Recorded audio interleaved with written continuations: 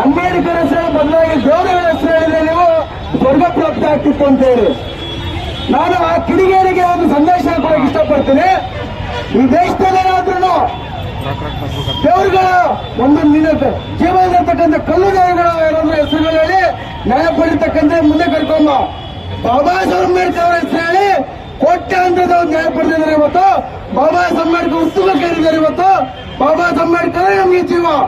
ದಲಿತರ ದಮನಿತರ ಪ್ರತಿಯೊಂದು ರಕ್ತದ ಕಣದಲ್ಲೂ ಕೂಡ ಅಂಬೇಡ್ಕರ್ ಓಡಿಸ್ಕೊಂಡಿದ್ದೀವಿ. ಇವತ್ತು ನೀವೊಬ್ಬ ಕಿಡಿಗೇಡಿ ಇದೆಯಾ, ಗೂಂಡ ಇದೆಯಾ, ಕೊಲೆಗಾರಿಕ ಇದೆಯಾ, ನಿಮ್ಗೆ ನೈತಿಕತೆ ಹಕ್ಕಿಲ್ಲ ಇವತ್ತು ಅಂಬೇಡ್ಕರ್ ಬಗ್ಗೆ ಮಾತಾಡೋದಕ್ಕೆ. ನೀವು ಕೂಡ ಬಾಬಾ ಸಾಹೇಬ್ ಅಂಬೇಡ್ಕರ್ ಅವರು ಸಂವಿಧಾನ ಬರ್ದಿಲ್ಲ ಅಂದಿದ್ರೆ ಗುಜರಾತಲ್ಲಿ ಪಾನಿಪುರಿ ಮಾಡಬೇಕಾಗಿತ್ತು. ನೀನು ಇವತ್ತು ಪಾನಿಪುರಿ ಮಾಡಬೇಕಾಗಿತ್ತು. ಅಮಿತ್ ಶಾ ಅಂಬೇಡ್ಕರ್ ಬರ್ತಕ್ಕಂಥ ಸಂವಿಧಾನದಲ್ಲಿ ಇವತ್ತು ರಾಜ್ಯಸಭಾ ಮೆಂಬರ್ ಆಗಿದ್ಯಾ, ಅವ್ರ ಮನದಲ್ಲಿ ಬರ್ತಾ ಇದ್ದೆ ನೀನು. ಈ ಕೂಡಲೇ ನಾನು ಡಾಕ್ಟರ್ ಬಿಜೆಪಿ ಸರ್ಕಾರಕ್ಕೆ ಸಂದೇಶ ಕೊಡ್ತಾ ಇದ್ದೀನಿ. ಅವನ್ನ ಈ ಕೂಡಲೇ ಕಿತ್ತೋಗಿರಿ ಸಚಿವ ಸ್ಥಾನದಿಂದ ಬೇರೆ ಅವಕಾಶ ಕೊಡಿ, ಅವನ ಬಂಧಿಸಿ ಅಂತ ಹೇಳಿ ಮುಗಿಸ್ತಾ ಇದ್ದೀನಿ.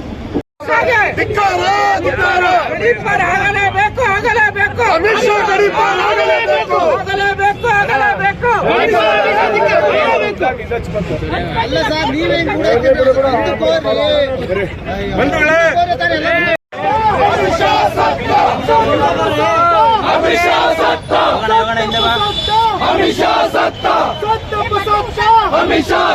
ಬಂಧಿಸಲೇಬೇಕು, ಬಂಧಿಸಲೇಬೇಕು,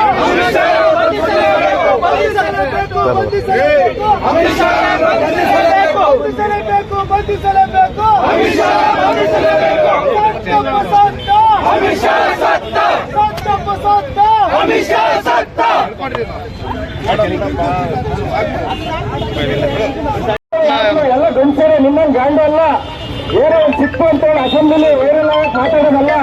ಅರ್ಥ ಆಯ್ತಾ? ನಮಗೆ ಕೊಟ್ಟಂತದ್ದು, ನಮಗೆ ಬಾಬಾ ಸಾಹೇಬರ ದೇವರು. ಯಾಕೆ ನಮ್ಮನ್ನ ದೇವಸ್ಥಾನ ಹೊರಗಡೆ ದೇವರು ಯಾವ್ದು ಕರೀಲಿಲ್ಲ. ಎಲ್ಲ ಹೊರಗಡೆ ಊರಿಗೆ ಹೊರಗಡೆ ಇತ್ತು. ಯಾವುದೇ ದೇವರು ಯಾವುದೇ ನಿಮ್ಮ ಕಲ್ಲುಶೀಲಗಳು ನಮ್ಮನ್ನ ಒಳ್ಳೇದು ಮಾಡಿಲ್ಲ.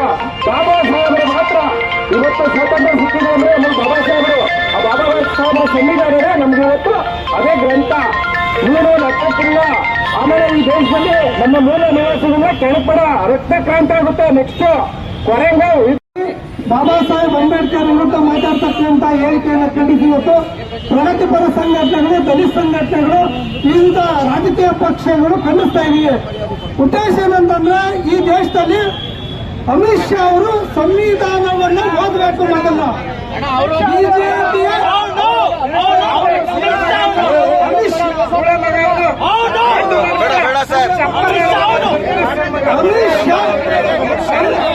ಅಮಿತ್ ಶಾ ಅಂತವರು ಎಲ್ಲರೂ ಸಂವಿಧಾನದ ಓದಬೇಕು. ಫಸ್ಟ್ ಸಂವಿಧಾನದ ಹಕ್ಕುಗಳನ್ನ ತಿಳ್ಕೊಬೇಕು. ಈ ಕೂಡಲೇ ಈ ರಾಷ್ಟ್ರಪತಿ ಅವರು ನಿಜವಾಗ್ಲೂ ಸಂವಿಧಾನದ ಹಕ್ಕಿನಲ್ಲಿ ಅಧಿಕಾರ ಮಾಡ್ತಾವ್ರೆ ಅಂತಂದ್ರೆ ಕೂಡಲೇ ಅಮಿತ್ ಶಾನ ವಜಾ ಮಾಡ್ಬೇಕು ಎಂಬುದನ್ನ ಈ ದೇಶದ ಪ್ರಧಾನಿಯವರು ಅಮಿತ್ ಶಾನ ಸಮರ್ಥಿಸ್ಕೊಳ್ಳೋದು ಬಂದು ಅವ್ರನ್ನ ಸಂಪರ್ಕ ಕಿತ್ತಾಕ್ಬೇಕಂತ ಹೇಳ್ತಾ ನಾನು ಈ ಸಂದರ್ಭದಲ್ಲಿ ಒತ್ತಾಯ ಮಾಡ್ತಾ ಇದ್ದೀನಿ. ಏನಿದ್ದಾರೆ ದಲಿತರು, ಇವತ್ತು ನಿಮ್ಗೆ ಸ್ಪಷ್ಟವಾಗಿ ಗೊತ್ತಾಗಿದೆ ಮನವಾದಿಗಳು ಯಾರು ಅನ್ನತಕ್ಕಂಥದ್ದು. ಇವತ್ತು ಕೇವಲ ನಿಮ್ಮನ್ನ ವೋಟ್ ಬ್ಯಾಂಕ್ಗೋಸ್ಕರ ಬಿಜೆಪಿಯ ಪಕ್ಷದಲ್ಲಿ ನಮ್ಮ ದಲಿತ ಜನರನ್ನ ಇಟ್ಕೊಂಡಿದ್ದೀರಾ. ಇವತ್ತು ಸರ್ಕಾರವನ್ನ ರಚನೆ ಮಾಡಿದ್ದೀರಾ ನೀವು ಈಗಲಾದ್ರೂ ಎಚ್ಚೆತ್ಕೊಬೇಕು ದಲಿತರು. ಇವರು ಮನುವಾದಿಗಳು ಕೈಲಿ ನಾವು ನಮ್ಮ ದೇಶವನ್ನ ಕೊಟ್ಟು ಇವತ್ತು ನಾವು ಮತ್ತೆ ರಾಜ್ಯ ಆಳ್ವಿಕೆಗೆ ಹೋಗುವಂತ ದಿನಗಳು ಬಹು ದೂರದಲ್ಲಿಲ್ಲ. ಹಾಗಾಗಿ ದಯವಿಟ್ಟು ನನ್ನ ಬಾಂಧವರು ಯಾರ್ಯಾರು ಬಿಜೆಪಿ ಇದ್ದೀರಾ ಈಗಲಾದ್ರೂ ನೀವು ಅರ್ಥ ಮಾಡ್ಕೊಳ್ಳಿ. ಏನು SC ಸೆಲ್ ಅಂತ ಮಾಡ್ಕೊಂಡಿದ್ದೀರಾ ಅವರೆಲ್ಲ ಈಗಲಾದ್ರೂ ಹೊರಗಡೆ ಬರಬೇಕು. ಅದರಿಂದ ಆ ಮನುವಾದಿಗಳ ವಿರುದ್ಧ ಧ್ವನಿ ಎತ್ತಬೇಕು. ಇವತ್ತೇನು ಒಬ್ಬ ಗೂಂಡ ಗುಜರಾತ್ನಲ್ಲಿ ಗಡಿಪಾರಾಗಿರ್ತಕ್ಕಂಥ ಒಬ್ಬ ಗೂಂಡ ಕೇಂದ್ರದ ಗೃಹ ಮಂತ್ರಿ ಆಗ್ತಾನೆ ಅಂದ್ರೆ ಅದು ಬಾಬಾ ಸಾಹೇಬ್ ಅಂಬೇಡ್ಕರ್ ಅವ್ರು ಕೊಟ್ಟಂತ ಭಿಕ್ಷೆಯಲ್ಲೇ ಅವನು ಇವತ್ತು ಗೃಹ ಮಂತ್ರಿ ಆಗಿದ್ದಾನೆ. ಆದ್ರೆ ಅದನ್ನೆಲ್ಲ ಮರೆತು ಯಾವುದೋ ಕಾರಣದಲ್ಲೇ ಇರೋ ದೇವರುಗಳನ್ನ ಹೆಸರು ಹೇಳ್ಕೊಂಡು ಇವತ್ತು ನೀನು ರಾಜಕೀಯ ಮಾಡ್ತಾ ಇದ್ದೆ ಅಂತಂದ್ರೆ ನೀನು ರಾಜಕಾರಣಿ ಅಲ್ಲ, ನೀನು ಅವರ ಗುಲಾಮ, ನೀನು ಮನುವಾದಿಗಳ ಗುಲಾಮ ಅಂತಾನೆ ನಾವು ಭಾವಿಸ್ತೀವಿ.